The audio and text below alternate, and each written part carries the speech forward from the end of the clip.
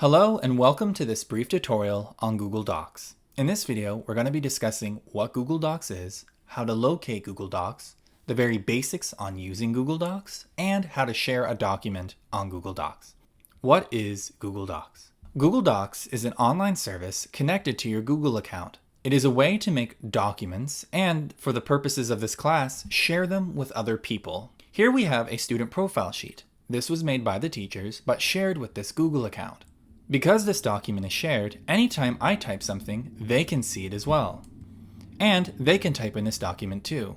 Everything is automatically saved after every time we type something, and it allows for easy communication as well. Because these documents are tied to your Google account, they're also connected to your Google Drive. Here, we can see inside the drive, the Google document. By clicking it, it brings us right back to it. So all of these documents are connected to the Google service, and you can access them anytime you are logged into your Google account. How to locate Google Docs? There are two reliable ways to locate Google Docs. The first thing we need to do though is make sure that we are logged into our Google account. You can do that by going to google.com and subsequently seeing if it says sign in the corner. If it doesn't and it has a Google account up here, typically indicated by a little icon, be that your initials or an image that you're using for your Google account, that will indicate that you are signed in. From there, the two ways to find your Google account are clicking the Google Apps icon up here. You can see Google Drive and Gmail here, but we need to scroll down to Google Docs, also just known as Docs. You can find it by looking for the blue piece of paper with the fold in the corner with the white lines indicating text. By simply clicking this, it will bring you to Google Docs. The other way is to simply search it up.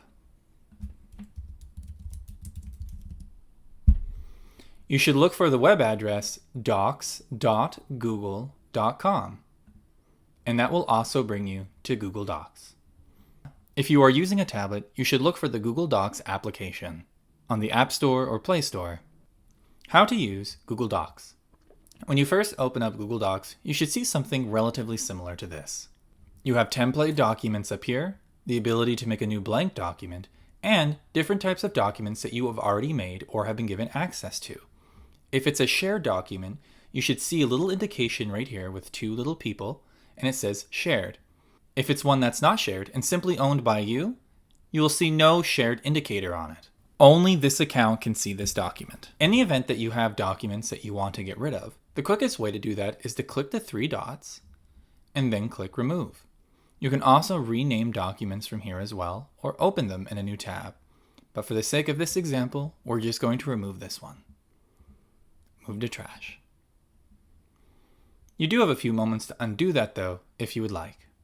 If you would like to make a new blank document, you can simply click the icon right here. This opens up a new blank document. You can rename it by simply clicking up here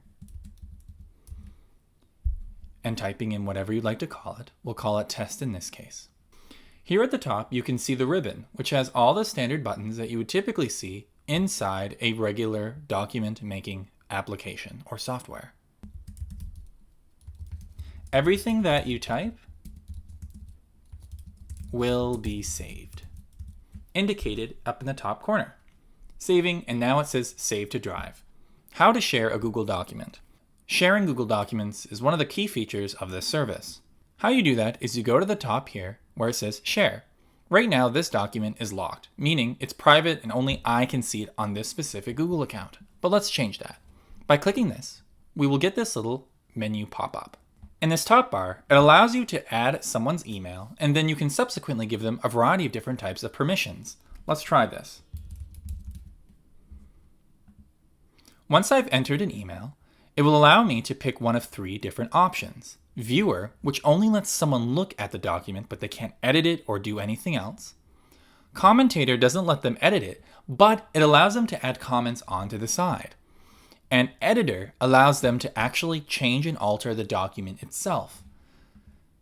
That is typically done by default here, but you can change it. I can then click send, and then it will send an email to this account, informing them that they have been granted access. You will now see at the top it does not have a lock anymore, but instead shows that it's being shared with one person. If I click on this, it will show me everybody I have personally given access to. This also allows me to change their permissions to a different one or even remove their access if I would like. Once I do this, I'll have to have them reconfirm by sending them an email again, but it does allow you to do that. Once I have done that, I will then need to save, and it will remove them from having access. There are other ways to share documents, but for the purposes of this class, this is the most useful. You will find that there are times where you may need to share a document with your teachers, so always remember these steps. I hope you find this brief tutorial helpful. Thank you for watching.